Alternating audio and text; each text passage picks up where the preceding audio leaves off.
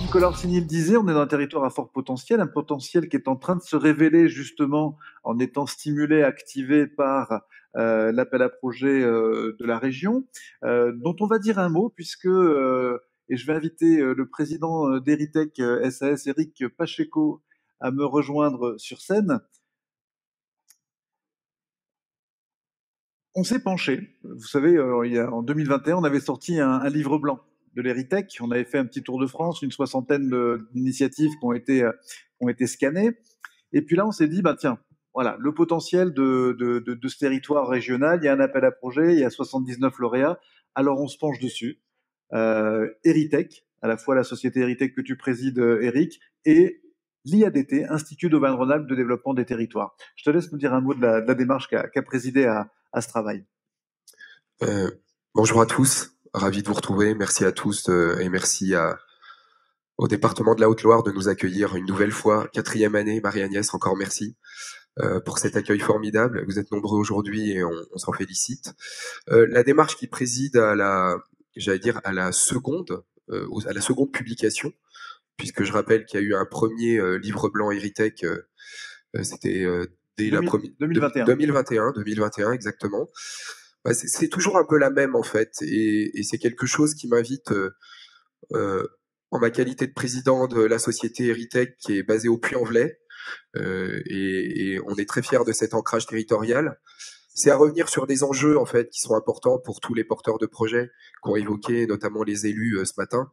C'est de revenir sur des points essentiels dans la construction d'un projet numérique, qui sont toujours les mêmes enjeux, mais souvent sous-estimés, et qui nécessitent ces publications pour pouvoir permettre à l'ensemble des porteurs de projets d'avoir accès à des guides de référence et à des exemples, en fait, et des retours d'expérience qui s'inscrivent justement dans l'ensemble de ces composantes clés qui permettent d'aller jusqu'à la réussite du projet numérique.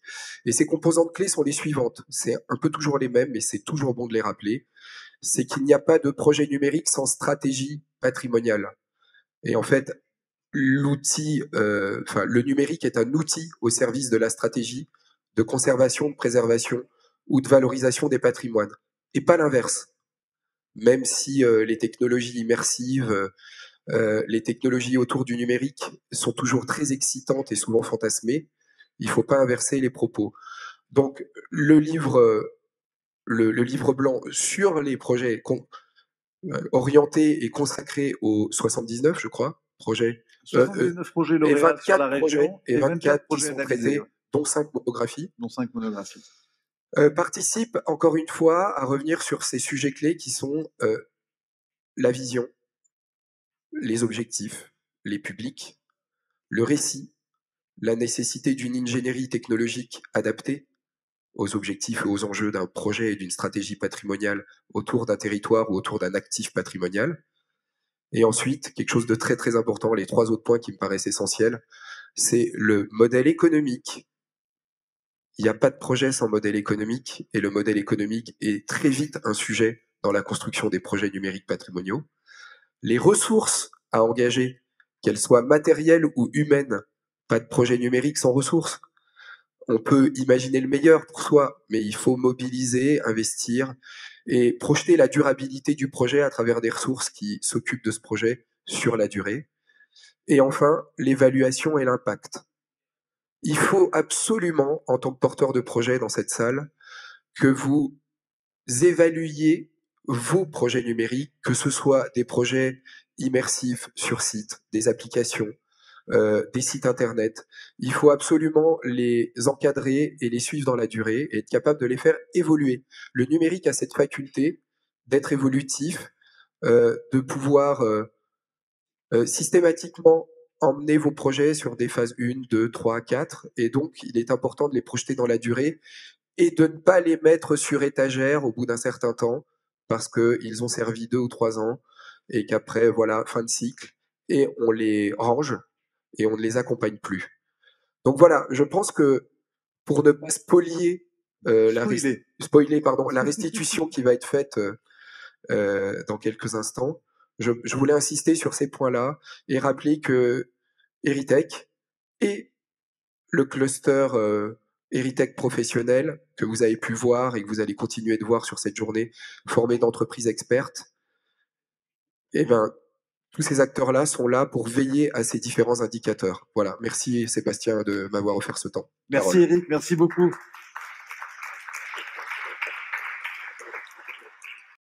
Est-ce que je peux rester avec toi? Si tu veux, on va accueillir bientôt nos experts, dont Valère Rousseau qui est en ligne. Juste effectivement quelques points sur ce guide, ce recueil que vous allez trouver. Donc, il a été publié ce matin en numérique sur erytech-forum.com. Donc voilà, vous pouvez le télécharger, le faire circuler.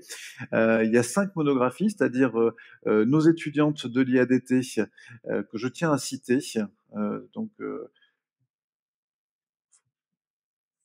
Audrey Allaise, Colline Fradin, Zulfia Tsechoeva, elle est d'origine russe, mais elle parle français beaucoup mieux que je ne parle le russe, et Roman Andrea, voilà, qui sont les 4 étudiantes qui ont conduit ce travail. Elles sont allées sur le terrain à la rencontre des porteurs de projets, ce qui a permis de produire 5 monographies. Donc le château d'Apchon, qui est un château qui a totalement disparu, il n'y a plus que des ruines.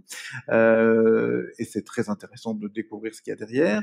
La Roche-sur-Foron, cité médiévale.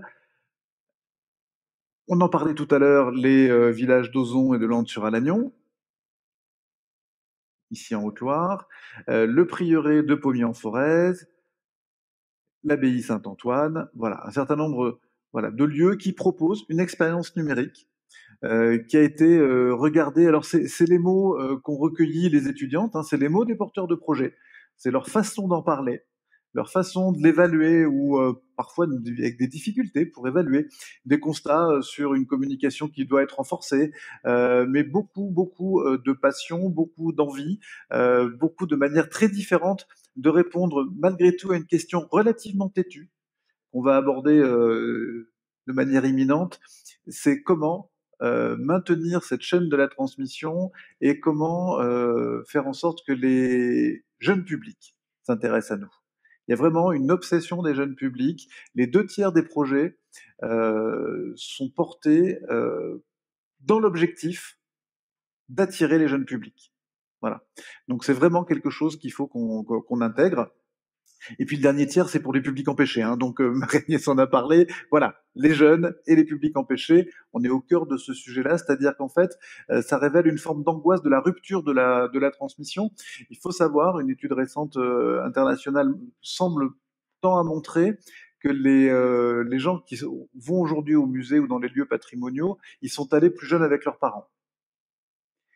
Autrement dit, si on n'y va pas maintenant, quand on est jeune, il y a peu de chances qu'on y emmène ses propres enfants. Et la rupture, elle peut être à cet endroit-là.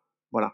Donc, c'est compliqué parfois pour des parents d'aller dans un lieu patrimonial, et puis où il y a que des cartels, des trucs à lire, des trucs, et le gamin, il est sur son smartphone, puis il attend que ça passe, quoi. Ça t'a plu? Non. Ben, ça m'a pas plu. Voilà, j'ai envie d'interactivité. J'ai envie d'autre chose. Je suis un digital natif, donc je vis déjà dedans. J'ai pas forcément envie de m'y noyer, mais malgré tout, ça fait partie de ma vie. Alors, est-ce que le numérique répond à ça? En tout cas, les porteurs de projets en sont convaincus. Donc voilà, vous pourrez le télécharger, le regarder. Il y a un certain nombre il y a même une petite synthèse, des conseils, notamment ceux que donnait Catherine Pacoré, qui recoupe également ceux que donne Eric. Et puis un petit lexique aussi, parce que ce vocabulaire du numérique, il n'est pas forcément évident à attraper. Quand on parle de réalité augmentée, on parle de quoi? On va en parler avec Christian Maître. La réalité mixte. Aujourd'hui, vous savez que Apple a lancé avant-hier son casque Visio Pro, 3500 €. C'est pro, c'est pour les pros. Mais c'est un casque de réalité mixte. Donc ça veut dire quoi? Un QR code Kesako, le métaverse, si vous avez compris, nous non plus, et la gamification, le fait de rendre ludique. Le vrai mot de départ, c'est ludos, le jeu. Voilà. Donc vous pourrez trouver toutes ces ressources dans ce guide qui est actuellement téléchargement libre sur erytech-forum.com. Oui, un dernier mot pour compléter, mais comme l'a dit la présidente du département, Marie-Agnès Petit, ce qui est intéressant dans ce recueil, c'est la diversité des patrimoines qui sont analysés. Patrimoine religieux, patrimoine naturel, je pense notamment au parc régional d'Ardèche, Tout à fait. qui est traité dans ce recueil. Je pense à des musées, je pense à des châteaux, tu as cité le château d'Apchon, par exemple. Voilà, donc ce qui est intéressant aussi, c'est d'avoir une véritable approche diversifiée des patrimoines. Tout patrimoine peut faire l'objet d'une valorisation, d'une conservation, d'une préservation par les outils numériques. Donc ne soyez pas convaincus que cette solution est l'exclusivité du bâti, parce que on voit beaucoup de numérique autour du bâti, mais beaucoup d'autres patrimoines, y compris immatériels, sont soutenables et valorisables par le numérique, et c'est une grande chance. Et je pense que c'est le moment de les révéler, en fait. Donc, lancez-vous, profitez de l'appel à projet de la région pour faire preuve d'initiative et de candidatures nouvelles sur des patrimoines ouverts et diversifiés, et jouez la carte de la mutualisation. Si vous ne voulez pas y aller seul, c'est un conseil aussi qu'on peut donner. On peut aussi faire du projet numérique patrimonial à plusieurs. Merci beaucoup, Eric.